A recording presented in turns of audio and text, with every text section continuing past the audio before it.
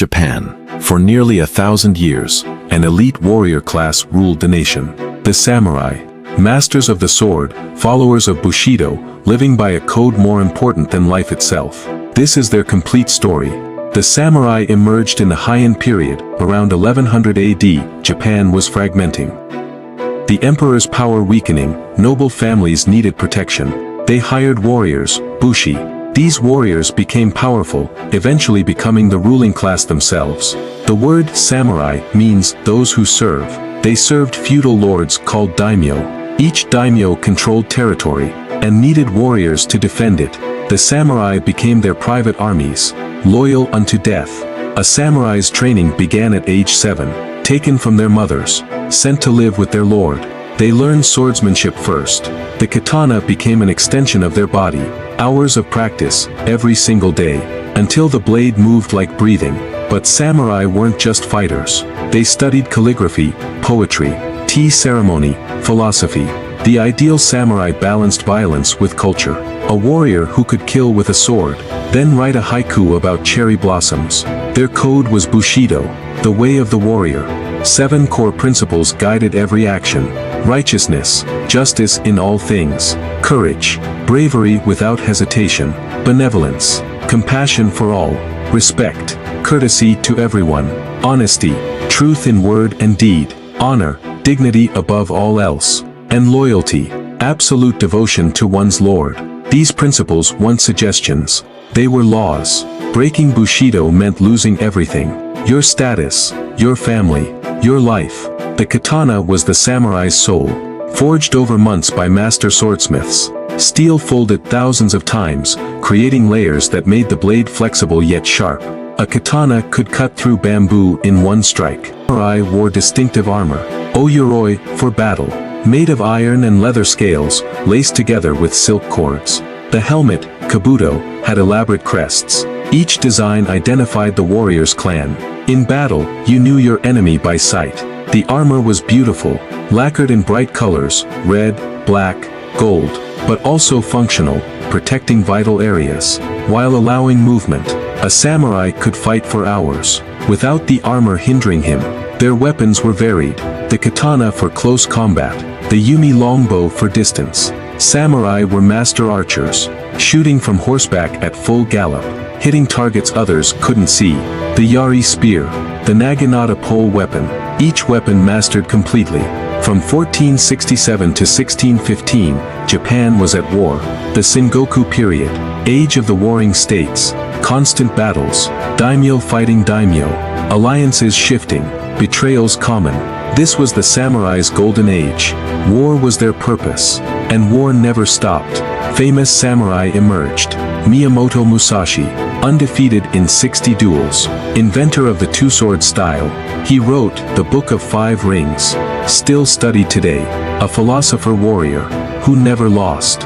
Oda Nobunaga, the first great unifier, ruthless, brilliant strategist. He embraced firearms, while other daimyo clung to swords. His armies crushed traditional samurai, with bullets and tactics. He nearly united Japan, before betrayal killed him. Toyotomi Hideyoshi, Nobunaga's successor, rose from peasant to supreme commander, completed the unification, united all of Japan, created social order. Samurai at the top, peasants below, everyone in their place.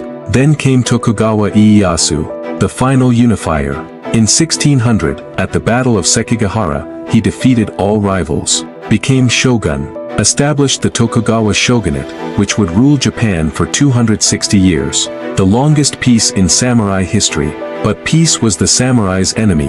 With no wars to fight, what was their purpose? The Tokugawa shoguns gave them government roles, administrators, tax collectors, bureaucrats. Warriors became clerks. Many samurai struggled with this. Their identity was war, not paperwork. During the Tokugawa Peace, Bushido became more philosophical, less about combat, more about moral perfection. Samurai studied Confucianism, Zen Buddhism. They wrote, they governed, they became the educated elite, but always training, always ready for a war that never came. Their daily life was regimented, morning practice with the sword, study of classics, calligraphy, tea ceremony in the afternoon. Every action performed with precision, with mindfulness, living Bushido every moment, not just in battle, but in everything. Women in samurai families had specific roles. They managed the household, educated children, but also trained in combat. The naginata was their weapon, a bladed pole. Samurai women defended homes when men were away. Some became legendary fighters themselves. Ana Bugisha, female warriors. Tomo Gozen fought in the Genpei War, as skilled as any man. Nakano Takeko led a unit in battle. These weren't exceptions. Many samurai women fought. Bushido applied to them too. Honor, loyalty, courage. For 260 years, the samurai lived in peace, maintaining their skills, their code, their identity. But the world was changing. Western nations arrived, with steamships, railroads, modern weapons. Japan faced a choice: modernize or be colonized. In 1868, the Meiji Restoration began. Emperor Meiji took power from the shogun. Japan would modernize, adopt Western technology, Western military organization, build factories, railroads, a modern nation to compete with the West. But this meant the end of the samurai. The new government created a conscript army, peasants with rifles, more effective than samurai with swords, cheaper to train, more expendable. The samurai were obsolete, their era over. In 1876, the government banned samurai from carrying swords. The Hiterai Edict, Sword Abolishment Act. For the first time in 700 years, samurai couldn't wear their souls, their identity, their purpose, stripped away by law. Many samurai adapted. They became businessmen, politicians, teachers, using their education and status, building the new Japan, contributing to modernization. They accepted the change, however painful, but some couldn't accept it, couldn't imagine Japan without samurai. One man led them, Saigo Takamori, a legendary samurai, war hero, government official. He helped create the Meiji government, then watched it destroy everything he believed in. Saigo resigned in protest, returned to his homeland, Kagoshima in southern Japan. Other samurai followed him, disillusioned, angry, determined to preserve their way of life, to prove samurai still mattered, still had purpose. In January 1877, the Satsuma Rebellion began. Saigo didn't plan it. His students started it. Young samurai attacking government arsenals, taking weapons. Once started, Saigo led them. One last war, one final stand. 40,000 samurai joined the rebellion. Against the government's conscript army, the samurai were skilled, experienced, but outnumbered. The government had modern weapons, artillery, better supply lines. This was never a war they could win. For 9 months, they fought. The samurai won early battles, their skill superior, but numbers and weapons matter. The government forces wore them down, slowly, relentlessly, pushing them back toward Kagoshima. By September, only 400 samurai remained, Saigo among them, trapped on Shiroyama Hill, surrounded by 30,000 government soldiers, with artillery, Gatling guns, modern weapons. The samurai had swords and honor. September 24th, 1877. Dawn. The samurai prepared for their final charge. They knew they would die, every single one. But that was Bushido, death before surrender, honor over survival. They prayed, said farewells, then charged. 400 samurai, down the hill, swords raised, shouting battle cries, against 30,000 rifles, machine guns, artillery. It was magnificent and hopeless. The government forces opened fire, hundreds of bullets, every second. The samurai fell, one by one, cut down by bullets. But they didn't stop. They charged until no one remained standing. Saigo Takamori was wounded, unable to continue.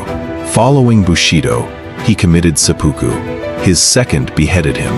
The last great samurai, dead. By noon, all 400 samurai lay dead. Not one surrendered.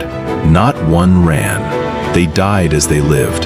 Following Bushido, the age of the samurai ended that day. On that hill, in blood and honor, the government won. But they honored the fallen. Saigo's rebellion was forgiven. He became a national hero. Statues built, stories told.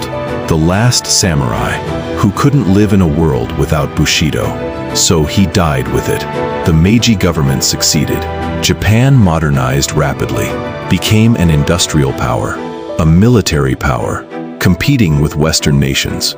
The samurai strategy worked, just not in the way they imagined. Their sacrifice helped build modern Japan, but the samurai legacy didn't die. Bushido influenced Japanese culture, military, business, education. The principles remained: honor, loyalty, discipline, respect. These values shaped modern Japan. The samurai were gone, but their code lived on. Today, samurai are romanticized. Movies, anime, books. The honorable warrior, following an ancient code, fighting impossible odds. The reality was more complex. Samurai could be cruel, political, self-serving, but the ideal inspires. The perfect warrior, living for honor, dying with dignity. Their weapons remain legendary. The katana is still considered the finest sword ever made. Museums display samurai armor. Schools teach kendo, the way of the sword, kyudo, the way of the bow, preserving samurai martial arts. The last samurai died in 1877, 147 years ago, but their story endures, because it speaks to something universal. Living by principles, valuing honor over comfort, facing death with courage. These aren't just samurai values, they're human values. At their highest, the samurai remind us that how we live matters. That honor isn't weakness. That loyalty has meaning. That courage isn't the absence of fear, but action despite it. That death comes to everyone, but how we face it, that's what defines us. 400 samurai charged into certain death, not because they were foolish, but because they believed in something bigger than themselves, worth dying for. Bushido, the way of the warrior, the code that made them samurai. The warriors are gone, their swords silent, their armor empty. But when someone faces adversity with courage, when someone chooses honor over convenience, when someone remains loyal despite cost, the samurai live again. In that moment, in that choice, the last samurai fell on Shiroyama, September 24, 1877. The age of the sword ended, the age of the gun began, but the age of honor, of Bushido, of living by principles, that age never ends. As long as people remember, the way of the warrior lives forever.